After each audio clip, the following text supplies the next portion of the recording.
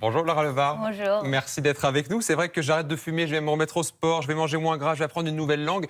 Pendant le réveillon hier soir, on est très nombreux à avoir pris plein de bonnes résolutions. Ça existe depuis quand d'abord, cette habitude de prendre des bonnes résolutions? Alors, ça existe depuis très longtemps. On en retrouve même des traces dans l'Antiquité chez les Babyloniens, mais ça se faisait à la nouvelle lune. Après, au XVe siècle, on appelait ça des décisions. Et enfin, au XVIIIe siècle, il y a une signification que j'aime beaucoup, on passait au thème de résurrection, un peu comme un phénix qui renaît de ses cendres, des choix à faire, pour pas que ça reste uniquement une résolution qui reste fictive et dans la pensée. Et donc pourquoi c'est devenu le 1er janvier qu'on prend surtout de bonnes résolutions? Parce qu'effectivement, on pouvait les prendre à chaque pleine lune. Alors ça vient du XVIIIe siècle, en se disant, cette nouvelle année, j'enlève ce qui n'est pas bon pour moi, je prends soin de moi. On se tourne vers soi, mais finalement, est-ce qu'on les tient vraiment Alors ça, c'est toute la question. Parce qu'effectivement, on fait tous une liste. Pourquoi cette idée comme ça de se dire on va faire une liste, on va essayer de se tenir à des bonnes résolutions et de s'obliger effectivement à se mettre des règles? Alors c'est très dogmatique, c'est-à-dire qu'il y a un côté très sociétal. On est tous là le 1er janvier à se dire oh, alors c'est quoi les résolutions que tu as prises oui. Et on se sent presque obligé. Il y a une pression un peu sociale. C'est ça, il y a une pression sociale. Et finalement, il faut se concentrer sur la décision. C'est vraiment ça, c'est un choix. Tant que la résolution va rester un peu pour le paraître, on n'est pas dans l'être. Je ne suis pas recentrée sur moi. Et à force de ne pas les tenir, je perds confiance en moi et c'est un petit peu dommage. Donc en ce 1er janvier, plutôt inciter ceux qui nous regardent à prendre des décisions qui les concernent et plutôt se tourner vers l'être que le paraître. Oui, parce que quand on regarde les études, c'est assez hallucinant les chiffres. Il y a une étude de 2019 qui montre que 85% des Français échouent à tenir leurs bonnes résolutions. Donc c'est un peu décourageant. Alors justement... Alors, qu'est-ce qui va changer dans ceux qui tiennent vraiment? Ceux qui tiennent réellement, parce que c'est ça qui est intéressant, oui. C'est pas leur profession, c'est pas ce qu'ils font dans la vie, c'est vraiment des personnes qui vont se développer, qui vont aller chercher tous les jours, mettre dans des actes. Parce que finalement, on attend le 1er janvier. Oh, j'arrête de fumer, mais je peux pas m'arrêter de fumer du jour au lendemain. Par contre, je peux tous les jours me dire combien il va me falloir de réincarnation pour arrêter de mettre n'importe quoi dans mon corps. Voilà. Donc en fait, plutôt que de dire je vais me remettre au sport, dites-le non, je me mets au sport là aujourd'hui. Non, mais faire une liste en fait, c'est-à-dire que tous les jours un pas. Aujourd'hui, je vais faire 1 minute, et puis demain, je vais peut-être en faire 2. Et dans un mois, j'en ferai 30.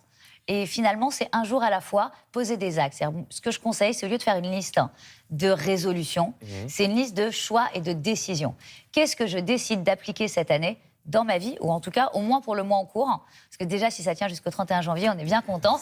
Et finalement, dans ceux qui tiennent, c'est surtout la rigueur, je pense. Par exemple, prenons l'exemple d'arrêter de fumer. C'est vrai que souvent, on se dit, bon, allez, j'arrête de fumer. Mais en fait, si on n'en a pas vraiment envie, si c'est juste, on fait ça pour les autres, on a toutes les chances d'échouer. Alors déjà, il faut arrêter de combattre la substance. Finalement, le fondamental, c'est pas la substance. Si j'arrête de fumer, mais que je compense par la nourriture et que j'ai du cholestérol, ça n'aura pas aidé à grand-chose.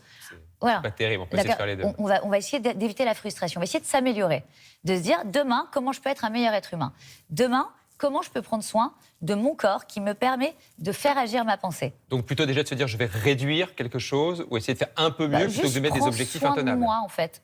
C'est-à-dire, c'est comme la nourriture, la cigarette, l'alcool.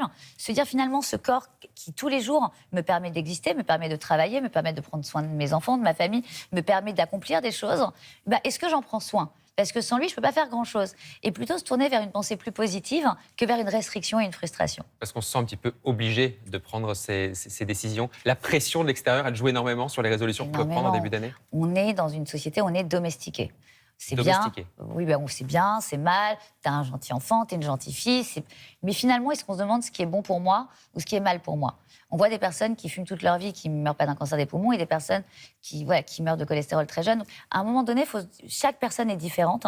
Et ce qui va être bon pour quelqu'un n'est pas forcément mauvais pour l'autre. Et il faut se tourner vers arrêter les dogmes et le jugement au profit de la bienveillance et de la liberté individuelle, je pense. Et laisser chacun, effectivement, faire un peu ce qu'il a envie. Comment on choisit, justement, la bonne résolution, celle qui va nous faire, effectivement, tenir et s'améliorer sur l'année 2024? Alors, je vais donner un exercice que je donne souvent, parce que je travaille sur l'inconscient. Et celui qui a envie de le faire peut le faire, c'est très amusant. C'est de fermer les yeux et de simplement écouter sa voix intérieure, ce qui vibre en soi. Qu'est-ce qui est bon pour moi? Parce qu'en fait, c'est la seule boussole.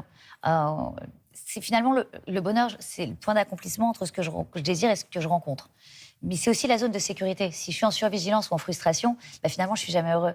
Et le but de la vie, c'est chaque jour de se construire, de prendre soin de soi, de prendre soin des autres, de vivre avec l'autre.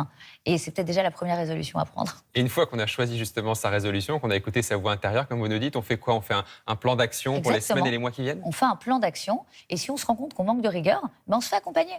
Mais la rigueur est la clé essentielle en développement personnel, en développement de soi, en connaissance de soi et pour accéder au bonheur. Parce que finalement, c'est comme si je prends l'autoroute et je ne sais pas où je vais nulle part. Donc il faut un plan d'action parce que la pensée va engendrer mon émotion, qui va engendrer mon action, qui va engendrer ma réalité. Donc si ma pensée, elle est dans la frustration, ma réalité, elle est dans la frustration. Si ma pensée, elle est tournée vers l'action positive, ma vie, elle est dans l'action positive. Le plan d'action aussi, parce que le but, c'est pas, si on se met au sport par exemple, d'aller courir une fois ou deux, 1 heure, c'est de faire quelque chose d'assez régulier. Quelque chose déjà de réaliste. De réaliste, voilà. Déjà de réaliste. Qui nous correspondent. Exactement. Il est évident que si vous prenez... j'ai un ado à la maison, je lui demande d'aller courir 1 heure avec moi, aucune chance, d'accord? Une fois peut-être pour vous faire plaisir, et encore.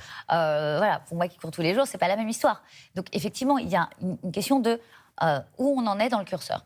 Donc vraiment déjà avoir une vision réaliste de l'estime de soi, et c'est pas grave, sans se juger et en se jugeant favorablement. Là aujourd'hui, j'ai pas fait de sport, on va se dire depuis 5 ans. D'accord. Si je vais courir 1 heure, ça arrive, c'est pas grave. Oui. L'essentiel, c'est c'est d'aller de l'avant. Aujourd'hui, je choisis de prendre soin de mon corps. Donc, je mets un plan en place. Petit 1, petit 2, jour 3, jour 4. Et tous les soirs, je fais le bilan. Est-ce que j'ai tenu? Est-ce que j'ai pas tenu? Qu'est-ce qui a fait quelle a été la pensée qui m'a empêché de le faire? Comment, demain, je me construis pour être meilleur pour moi et pour les autres? Ce qui va vous permettre de tenir effectivement sur la durée. Et surtout, ce qui va permettre de gagner en confiance en soi. Parce que la majorité de mes consultations dans l'année, c'est j'ai pas tenu mes résolutions, j'ai pas confiance en moi. Mais en fait, si on n'a pas confiance en soi, c'est parce qu'on n'est pas dans l'action. C'est que finalement, comme vous le disiez au début, on a l'impression que c'est un échec. Mais il n'y a pas d'échec, il n'y a que de l'expérience. Si vous mettez une liste intenable, forcément, vous allez avoir un sentiment d'échec à la fin. C'est sûr. Et c'est pas le but. Le but de l'année, c'est qu'elle soit positive, c'est qu'elle soit radieuse, c'est qu'elle soit lumineuse. Et c'est surtout qu'elle soit remplie de victoires. Et vous, Laura Lebar, votre bonne résolution pour 2024, vous en avez fait ou... De devenir meilleur chaque jour, en tout cas je l'espère, et de savoir vivre avec l'autre et de pouvoir diffuser en tout cas quelque chose de positif. Voilà, un message positif, d'optimisme, et puis c'est pas grave si on n'arrive pas à toutes les tenir, on est plus raisonnable, réaliste. On est réaliste et puis il faut lâcher un peu cette notion de dogme, de jugement de l'autre, de regard de l'autre pour s'accomplir soi-même en fait. Pas trop de pression des autres en tout cas en 2024. Merci beaucoup Laura Lebar d'être venue nous voir dans Télématin ce 1er janvier.